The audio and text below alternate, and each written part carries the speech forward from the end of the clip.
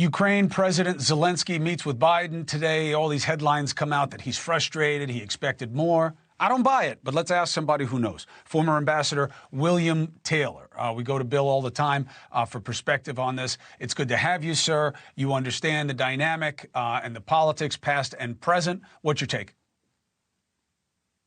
So President Zelenskyy thought that he had a good chance of having some clear invitation from NATO to become a member at some point. He knew, and we all know, that this is not going to happen. That is, he's not going to join, Ukraine is not going to join NATO in the middle of a war. He knows that, we know that, no one proposes that.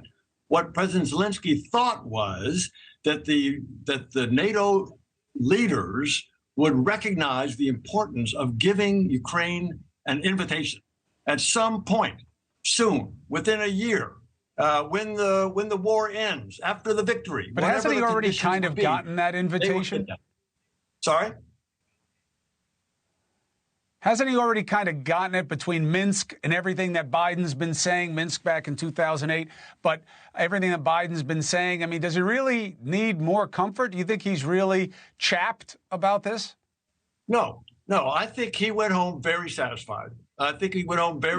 He hoped that the Europeans would be able to convince President Biden that an invitation was in order. However, they weren't. And you just mentioned 2008. In 2008, the Americans were the ones pushing real hard for an invitation for Ukraine. This time it was reversed. It was the Europeans who were pushing real hard, and the Americans stood back.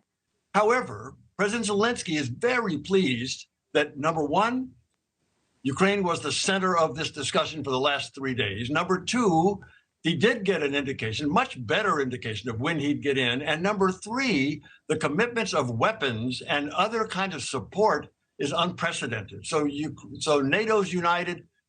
Zelenskyy got the benefit. I can't believe how much chat there was about the chat about whether he should have been in a suit. It's like, when did it change that we don't focus on war because we want to talk about what the guy has? Obama's tan suit, I'll give you. That was shocking. But here's one last quick thing, Ambassador. I'm surprised at the fighter jet, the change in the position from the United States and others. You know, the United States didn't want to give them fighter jets, not just because of the training time, but because of the reach. What fueled the change?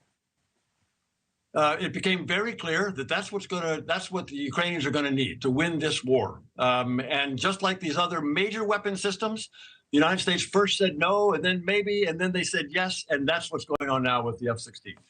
Hey, thank you for watching. Please go to newsnationnow.com, newsnationnow.com, and you can find NewsNation on your television provider. And don't forget to click the red subscribe button down below.